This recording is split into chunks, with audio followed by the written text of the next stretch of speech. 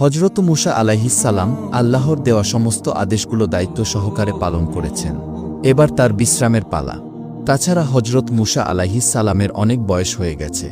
তিনি অতীতের সমস্ত কথাগুলো মনে মনে ভাবছেন। এর মধ্যেই হঠাৎ একদিন হজরত আজরাইল আলাইহিসসালাম হজরত মুসা আলাইহিসসালামের সামনে এসে দাঁড়ালেন। আজরাইলকে দেখে হজরত মুসা আলাইহিসসালাম বললেন, হে আজরাইল, তুমি কি আমার জান কবজ করতে এসেছ? তখন আজরাইল আলাইহিসসালাম বললেন, হ্যাঁ, আমি আল্লাহর আদেশে আপনার জান কবজ করতে এসেছি। তখন মুসা আলাইহিসসালাম বলেন, তুমি কি আমার সেই মুখ দিয়ে জান কবজ করবে, যে মুখ দিয়ে আমি আল্লাহ রাব্বুল আলামিন এর সাথে কথা বলেছি? তখন হজরত আজরাইল আলাইহিসসালাম বললেন, তাহলে আমি আপনার চোখ দিয়ে জান কবজ করব। তখন মুসা আলাইহিসসালাম বললেন, কোন চোখ দিয়ে জান কবজ করবে? যে চোখ দিয়ে আমি আল্লাহর নূরের তাজাল্লি প্রদর্শন করেছি। তখন হজরত আজরাইল আলাইহিসসালাম বললেন, তাহলে আমি আপনার নাক দিয়ে জান কবজ করব। এবার হজরত মুসা আলাইহিসসালাম বললেন, এই নাক দিয়ে আমি আল্লাহ রাব্বুল আলামিনের বেহেশতের ঘ্রাণ অনুভব করেছি। তখন হজরত আজরাইল আলাইহিসসালাম বললেন, আমি আপনার এত কথা শুনতে চাই না। আমার যে দিক দিয়ে ইচ্ছা সে দিক দিয়ে আমি জান কবজ করে নিয়ে যাব। হজরত মুসা আলাইহিসসালাম আজরাইলের এই কথা শুনে অত্যন্ত রাগান্বিত হয়ে খুব জোরে আজরাইলের গালে একটি থাপ্পড় মেরে দিলেন। তখন সাথে সাথে আজরাইলের চোখ বের হয়ে মাটিতে পড়ে গেল। অতঃপর আজরাইল আলাইহিসসালাম আল্লাহ রাব্বুল আলামিনের কাছে সমস্ত ঘটনা বর্ণনা করলেন। আল্লাহ রাব্বুল আলামিন সাথে সাথে হজরত আজরাইল আলাইহিসসালামের চোখ ঠিক করে দিয়ে বললেন, হে আজরাইল, আমার সমস্ত পয়গম্বরদের মধ্যে মুসা হলো একটু বেশি রাগান্বিত এবং তার রাগ বেশি। হে আজরাইল, তোমাকে আর মুসার কাছে যেতে হবে না। মুসার ব্যাপারটা আমি আল্লাহ নিজেই দেখব। তার কিছুদিন পর আল্লাহ রাব্বুল আলামিন এক ওহির মাধ্যমে হজরত মুসা আলাইহিসসালামকে জানিয়ে দিলেন, হে মুসা, তুমি যদি একটি মানুষের পশমের সংখ্যার পরিমাণ হায়াতের আরজি আমার কাছে করো, আমি আল্লাহ রাব্বুল আলামিন সেই পরিমাণ হায়াত তোমাকে দান করব।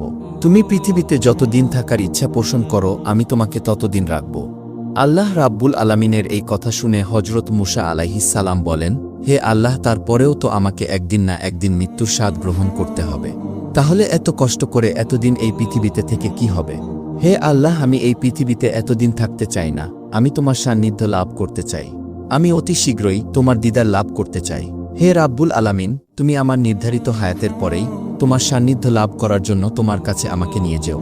হে আল্লাহ, তোমার কাছে আমার মৃত্যুর পূর্বে শেষ একটি অনুরোধ, তুমি আর একটিবার তোর পাহাড়ে নিয়ে আমাকে তোমার সাথে কথা বলার সুযোগ করে দাও। আল্লাহ রাব্বুল আলামিন তখন হজরত মুসা আলাইহিসসালামকে তোর পাহাড়ে যাওয়ার জন্য অনুমতি দিলেন। অতঃপর হজরত মুসা আলাইহিসসালাম তোর পাহাড়ে আসলেন এবং আল্লাহ রাব্বুল আলামিনের তাজাল্লি প্রদর্শন করলেন। অতঃপর হজরত মুসা আলাইহিসসালাম আল্লাহর দরবারে প্রার্থনা করে বললেন, হে আল্লাহ, আমার উম্মতের প্রতি আপনি গজব নাজিল করবেন না। তাদেরকে আপনার ছায়াতলে আশ্রয় দিবেন, তাদেরকে আপনি রুজি রোজগারের ব্যবস্থা করে দিবেন, তাদেরকে আপনি অনাহারে মৃত্যু দেবেন না। তখন আল্লাহ রাব্বুল আলামিন হজরত মুসা আলাইহিসসালামের দেওয়া আবেদনের পরিপ্রেক্ষিতে জানিয়ে দিলেন, আমি আল্লাহ রাব্বুল আলামিন ঈমানদার নাফরমান কাফের সহ সমস্ত মানুষের প্রতিপালক। আমি কাউকে কখনো অনাহারে রাখি না। যে যেখানেই থাকুক না কেন আমি সেখানেই তাদের খাবার পৌঁছে দেই।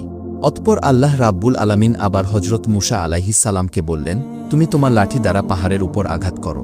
এরপর হজরত মুসা আলাইহিসসালাম পাহাড়ের উপর আঘাত করার সাথে সাথেই পাহাড়ের পাশ দিয়ে একটি নদী বয়ে যায়। তারপর আল্লাহ রাব্বুল আলামিন হজরত মুসা আলাইহিসসালামকে আবার বললেন, হে মুসা, তুমি নদীর উপর আঘাত করো। হজরত মুসা আলাইহিসসালাম আবার নদীর উপর যখন আঘাত করলেন, তখন নদীর উপর দিয়ে একটি পাথর ভেসে উঠল। তখন আল্লাহ রাব্বুল আলামিন আবার মুসা আলাইহিসসালামকে বললেন, তুমি পাথরের উপর আঘাত করো।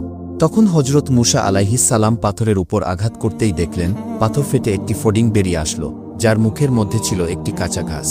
এই দৃশ্য দেখার পর হজরত মুসা আলাইহিসসালাম সেজদায় লুটিয়ে পড়লেন। কিছুক্ষণ পর হজরত মুসা আলাইহিসসালাম সেজদা থেকে উঠে আল্লাহ রাব্বুল আলামিনকে সালাম প্রদান করে তুর পাহাড় থেকে বের হয়ে এলেন।